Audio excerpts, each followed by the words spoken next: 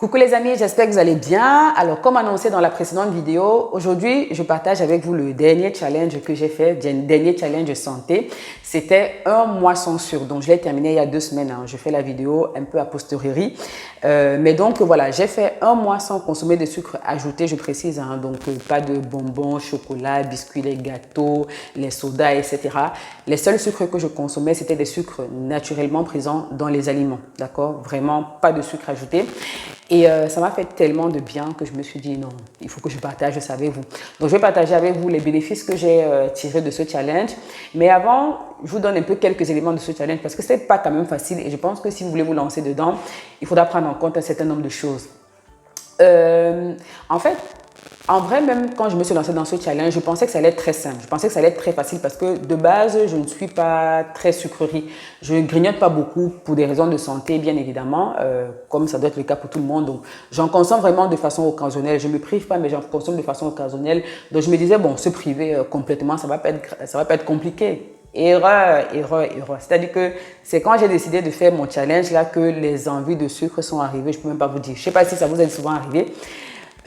Déjà, la première difficulté, c'était au travail. En fait, moi, mon cabinet est situé à côté d'une boulangerie. C'est-à-dire que voici mon cabinet, voilà la boulangerie. Donc déjà, en général, quand j'arrive au boulot, j'ai un peu l'odeur des petits fours qui sont en train de cuire là. Mais bon, habituellement, ça ne me donne pas plus envie que ça. Parce que comme je disais, je ne suis pas très sucrée. Mais là, quand j'ai décidé de faire mon challenge, je sais pas, c'est comme si les boulangers là, ils avaient pris un parfum. Je sais pas, je crois que les parfums spécial gâteau, ça doit exister. C'est comme s'ils avaient pris le parfum, parfumé ça à l'entrée de mon cabinet comme ça. Parce que quand j'arrivais vraiment, j'avais mon odorat qui était enfin bref, vous avez compris, j'avais trop envie. Et vraiment, c'était difficile. Mais j'ai pas craqué bien évidemment. Ce que j'ai fait pour m'adapter à ça, c'est que j'ai commencé à venir au cabinet pile poil à l'heure de mon premier rendez-vous parce que ce que je fais habituellement, c'est que je viens quelques minutes avant, 10-15 minutes avant, histoire de m'installer tranquillement, etc. Mais je me suis dit que si je continue à venir comme ça, 15 minutes avant, je serais tentée de prendre quelque chose pour grignoter. Alors que si j'arrive et que je trouve que le patient est déjà là, comme je ne peux pas grignoter devant lui, comme je ne peux pas manger devant lui, je ne vais pas acheter. Et donc, du coup, c'est comme ça que j'ai fait pour m'adapter. Donc, je suis venue pile à l'heure du rendez-vous. Ça, c'était la première difficulté. La deuxième difficulté, c'était les jours où je ne travaille pas. Parce que quand je ne travaille pas, je suis à la maison. Moi, je ne travaille pas tous les jours. Je travaille à temps partiel. Donc, il y a des jours où je suis à la maison, je fais ma vie, je fais mes choses tranquilles. Et quand tu es à la maison, tu es plus sujet à grignoter. Ça, c'est tout le monde en général. Quand tu es à la maison, même si tu n'as pas faim, tu as toujours envie de prendre un truc, mettre dans ta bouche, etc. Et habituellement, les jours où je suis à la maison, j'ai toujours soit des fruits, soit des bâtonnets de légumes que je grignote quand j'ai envie. En général, c'est ce que je grignote. Mais là encore, j'avais envie vraiment de grignoter quelque chose de pas sain, quoi. Vous voyez un peu le truc là, j'avais vraiment des envies de pas sain. Et donc, ce que j'ai fait pour contrecarrer ça, c'est que je me suis acheté des chips de banane plantain.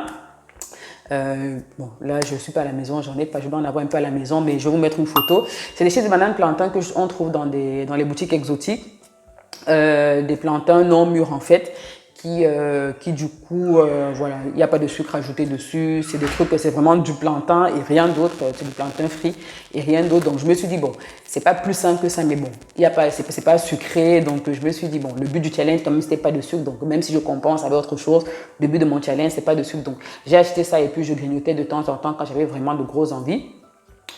Donc ça, c'était la deuxième problématique. Et puis la troisième problématique, c'est que pendant mon challenge, c'est pendant mon challenge que j'ai fait mon voyage avec mes copines. Je vous avais fait une vidéo récemment où on était allé en vacances avec des copines.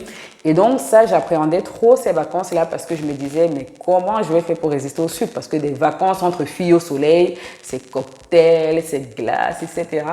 Et donc j'appréhendais beaucoup. Mais en fait, au final, ça s'est bien passé parce que pendant qu'elle prenait des cocktails, des glaces et tout ça, moi, je me faisais des smoothies. J'ai découvert d'ailleurs les smoothies comme ça, des smoothies aux fruits sans sucre ajouté, ou alors je prenais des jus de fruits tout simplement. Donc voilà, j'essayais de m'adapter.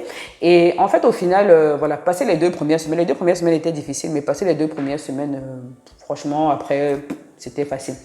Donc voilà, alors une chose importante, si vous voulez vous lancer dans ce challenge, c'est que il faut savoir que le sucre ajouté, il y en a un peu partout dans notre alimentation. Mais vraiment, il y en a un peu partout. En fait, il faut savoir que les industriels mettent beaucoup de sucre dans leurs aliments pour différentes raisons. La première, c'est que le sucre a un pouvoir addictif très important. Il y a même certaines études qui montrent que ce serait plus addictant ou addictif, je ne sais pas comment ça se dit, que la cocaïne, d'accord? Donc, en mettant un peu de sucre dans les aliments, on sait que vous allez aimer, on va vous rendre un peu addict, donc vous allez acheter davantage. La deuxième raison, c'est que le sucre, c'est un exhausteur de goût. Donc, ça permet autant, comme le sel, c'est un exhausteur de goût. Et puis, la troisième raison, c'est que c'est un conservateur aussi, d'accord? Donc, c'est pour ça que vous allez voir que beaucoup d'aliments, si vous regardez la liste des ingrédients, vous allez voir sucre.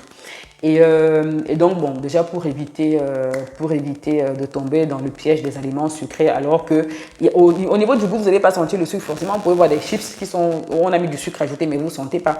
Donc déjà, par rapport à ça, ce que je conseille, c'est d'éviter au maximum les plats cuisinés, parce que dans la plupart des plats cuisinés, il y a du sucre ajouté.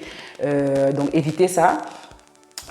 Consommer des aliments vraiment, voilà, si vous voulez vous faire, je sais pas, votre pizza, achetez les ingrédients, vous faites votre pizza à la maison. Mais les trucs cuisinés, vraiment évitez. Et puis, par contre, il y a une autre chose aussi, un piège dans lequel il ne faut pas tomber, c'est que il y a des aliments, comme notamment des féculents ou des céréales, qui sont sucrés, qui ont du sucre, mais c'est du sucre naturel, d'accord? Vous pouvez aussi voir vous pouvez voir sur la liste des ingrédients sucre, alors que c'est des sucres naturellement présents dans les aliments. Bon, en général, les marques précisent, quand ils mettent sucre naturellement présent dans l'aliment. Si vous prenez des pommes de terre, par exemple, des pommes de terre, c'est des sucres lents. Donc, vous allez voir, ce sera marqué sucre ou glucides, mais en général, c'est marqué naturellement présent dans l'aliment. Donc, si ce n'est pas marqué naturellement présent dans l'aliment, c'est que c'est du sucre ajouté, donc vous passez, d'accord?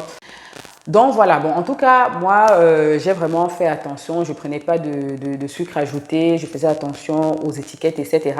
Et donc, je vais vous partager les bienfaits. Premier bienfait que j'ai remarqué, c'est au niveau de ma peau. Ça, je vous l'ai dit dans la précédente vidéo déjà. Moi, je suis sujette à l'acné en temps normal, mais vraiment, depuis que j'ai diminué déjà la quantité de sucre que je consomme, déjà, j'avais vu l'amélioration au niveau de mon acné. Et là, franchement, à la fin de ce challenge, vraiment, je kiffe ma peau. J'ai beaucoup moins de boutons. Et surtout, je trouve que ma peau, elle est lisse et elle est éclatante. Et franchement, je vais vous faire une confidence. Hein. Moi, ça fait 2 semaines, là, du coup, depuis que j'ai terminé le challenge, que je ne me maquille plus quand je vais au boulot. Avant, j'arrivais pas à aller au boulot sans me maquiller parce que j'avais tellement pris l'habitude de me maquiller justement pour camoufler mon acné que j'avais une dysmorphie en fait. Je sais pas si ça s'appelle comme ça, mais j'arrivais plus à me voir sans maquillage. C'est-à-dire que même après, quand l'acné était résolutif, je n'arrivais plus à me voir sans maquillage. Quand j'avais pas de maquillage, je me trouvais fade, un genre là, je sais pas comment vous expliquer. Donc du coup, j'étais toujours obligée de mettre, je me maquillais pas non plus de ouf pour aller au travail, mais je mettais quand même un peu de fond de teint, etc.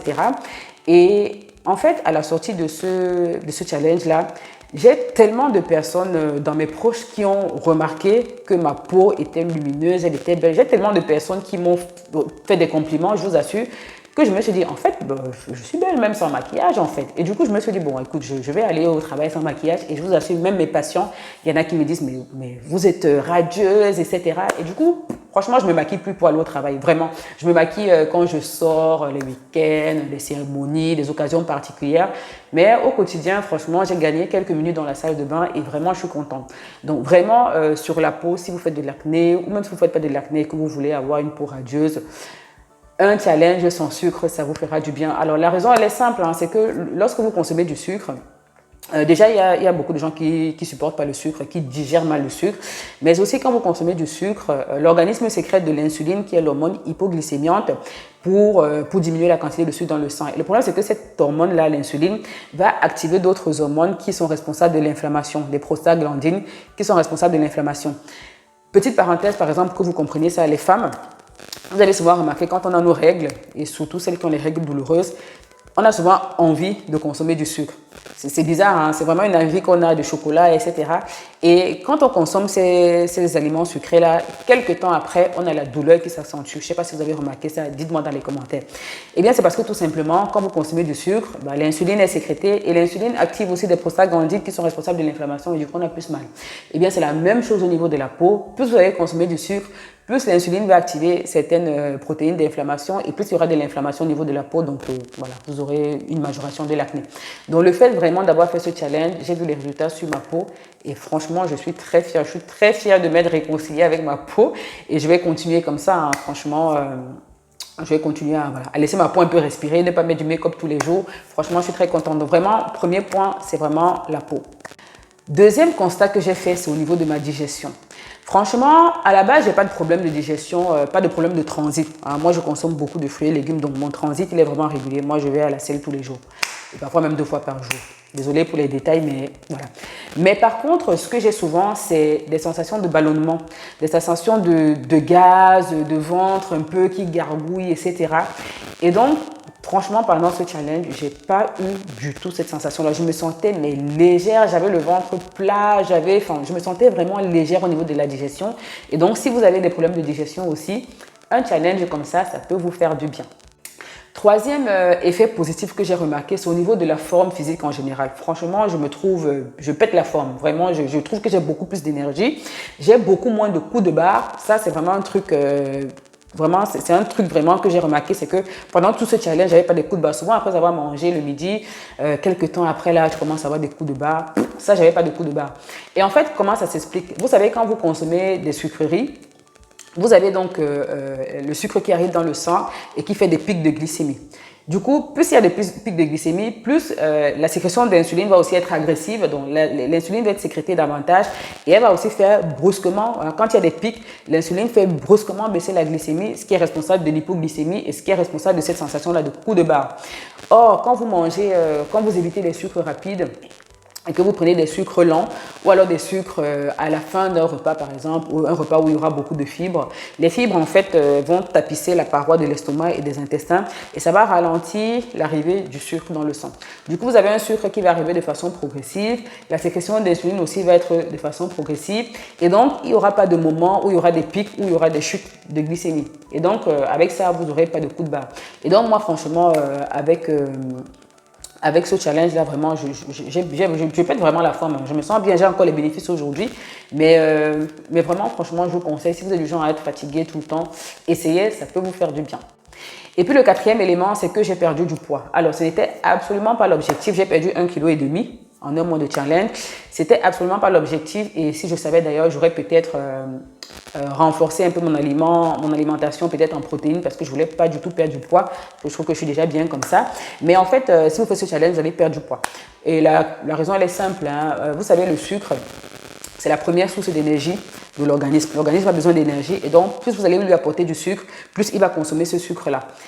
Par contre, quand il n'y a pas de sucre, eh bien, il va falloir lui trouver une autre source d'énergie. Et donc, la deuxième source d'énergie, donc, c'est les graisses. Donc, il va aller au niveau des graisses, il va déstocker la matière graisseuse pour fabriquer de l'énergie avec la graisse. Et donc, vous déstockez la matière graisseuse, ça fait que vous perdez du poids. Et donc, clairement, un régime sans sucre, ça fait perdre du poids. Ça, vraiment, il n'y a pas de doute là-dessus. Donc, voilà. Quatrième chose, j'ai perdu 1,5 kg que je vais essayer de reprendre rapidement parce que, voilà, je ne veux pas être trop maigre non plus. Donc voilà les 4 principaux bénéfices vraiment que j'ai tirés de ce challenge-là. Peut-être que vous en tirez d'autres. Franchement, je vous conseille d'essayer. Ça fait vraiment beaucoup de bien. Ça fait du bien aussi de se sentir voilà, un peu détoxifié quoi, du sucre parce que vraiment, comme je vous dis, le sucre est vraiment un peu partout. On en consomme beaucoup parce que le sucre, c'est quelque chose de très addictif.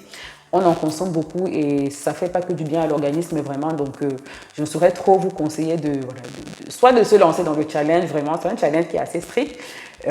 Soit, en tout cas, si vous ne pouvez pas faire le challenge strict, de diminuer considérablement les sucreries. Donc, voilà. Alors maintenant, la question que vous allez peut-être vous poser, c'est je fais quoi maintenant? Le challenge est fini, est-ce que j'ai recommencé les sucreries, etc.